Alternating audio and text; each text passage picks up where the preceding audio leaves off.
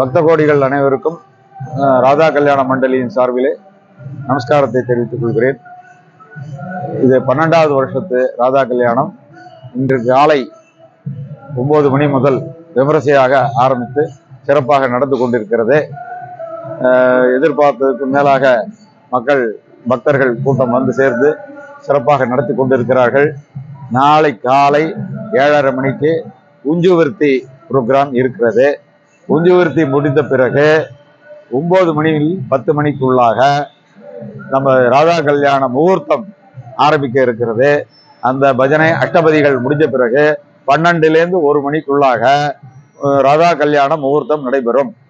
பக்தர்கள் அனைவரும் திரளாக வந்திருந்து சிறப்பாக நடத்தி கொடுத்து பகவான் மகான் ஸ்ரீ கிருஷ்ணரின் அருளை பெற்றுக் கொள்ளுமாறு கேட்டுக்கொள்கிறேன். தாழ்மையுடன் தேங்க்யூ.